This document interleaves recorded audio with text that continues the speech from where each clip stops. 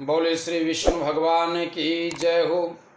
अब तक आपने भगवान की कृपा से जो कथा सुनी, किस खंड में किस नाम से भगवान विष्णु ने अवतार धारण किया और उसमें किस नाम से भगवान की पूजा होती है।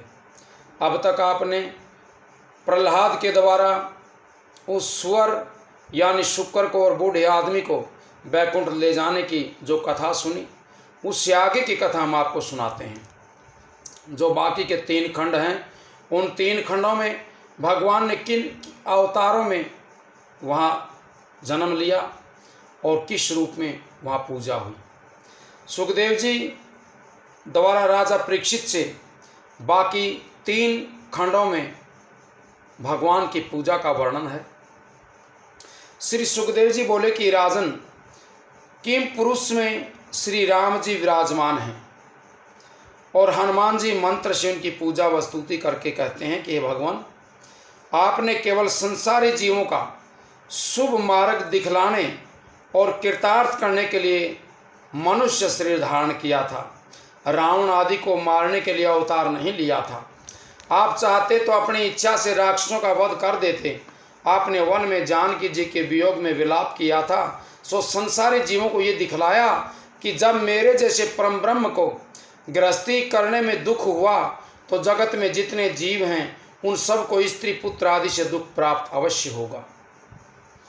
आपने नर शरीर इसलिए धारण किया कि आपकी शरण में आने वाले ऐसा सुंदर रूप छोड़ करके दूसरे को क्यों भजेगा।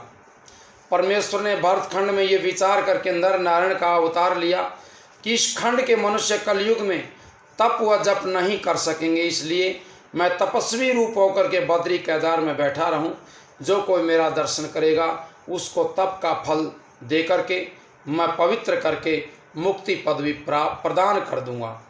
इसलिए अभी तक नर नारायण बद्री आश्रम में बैठे हुए तप करते हैं। वहाँ नारद जी सांख्य योग से मंत्र पढ़ करके पूजा स्तुति करते रहते हैं। हे दीनानाथ, संपूर्ण जगत की उत्पत्ति, पालन और नाश करने वाले आप ही हैं। 7 द्वीपों में भरतखंड मध्य प्रदेश है और बहुत पवित्र है।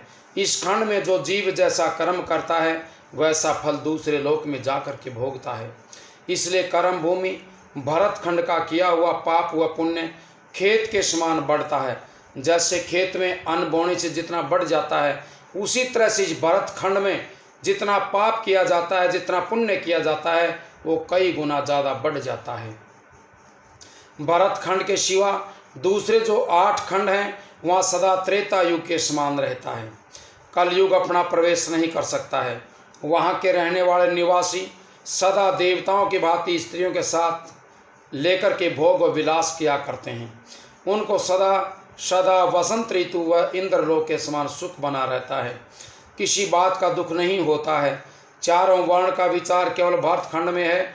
दूसरे खंड के लोग इतना सुख होने पर भी भरतखंड के लोगों के भाग्य की प्रशंसा करते हैं, क्योंकि भरतखंड के जीव नारायण का थोड़ा सा स्मरण व भजन करने से ही पवित्र हो जाते हैं, भव सागर से पार उतर जाते हैं। और दूसरे खंडों में द्वीपों में ये बात नहीं प्राप्त होती है। आपने बड़ी कृपा करके इस खंड में अवतार लिया, फिर भी कलयुग के मनुष्य कपट, आलस्य और अभिमान में लिप्त रहेंगे। उनको संसारी माया में फंसे रहने से आपके दर्शन करने की छुट्टी नहीं मिलेगी, समय नहीं मिलेगा। जिस पर अनुग्रह करेंगे वहीं आपके चरणों के दर्शन कर पाएगा। हे परीक्षित, जब देवता लोग स्वर्ग से अपने अपने विमानों में बैठ कर के मंदराचल पर्वत पर विहार करने के लिए आते हैं, तब भरतखंड के मनुष्यों को देख करके अपने को तुच्छ समझ करके कहते हैं कि हम लोगों को ये सामर्थ्य नहीं कि इससे उत्तम पदवी को प्राप्त कर जाएं या कि पहुंच जाएं। इसलिए हे राजन, जिसने भरतखंड में मनुष्य शरीर पा करके अपना जन्म संसारी माया मोह में खो दिया, वह हरि भजन से विमुख रहा, उसका संसार में जन्म लेना बेकार है। इसलिए उचित है कि जो जीव भरतखंड में मनुष्य का शरीर पाए वह हरि भजन करके भव सागर पार उतर जाए। जो अपने अज्ञान से ऐसा नहीं करता है वह पीछे बहुत दुख पाता है। यानी जो अज्ञान में पड़ करके भगवान के हरि चरणों का भजन नहीं करता है वो बड़ा पछताता है। इस भरतखंड में चित्रकूट और गोवर्धन आदि बहुत से पर्वत तथा कौशिकी और सरस्वती आदि अनेक नदियां ऐसी हैं जिनका नाम लेने, दर्शन करने और नहाने से मनुष्य का सभी पाप छूट करके उसकी काया शुद्ध हो जाती है।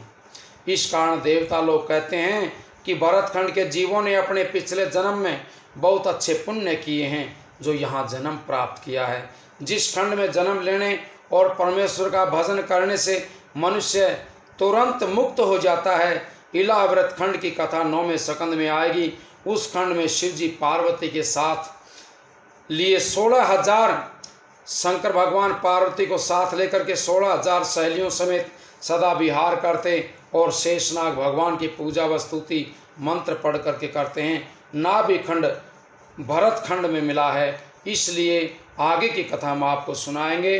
श्री सुखदेव जी के द्वारा 7 द्वीपों का कथा विस्तार पूर्वक कहना और परीक्षित के द्वारा कथा को सुनना। बोले श्री कृष्ण भगवान।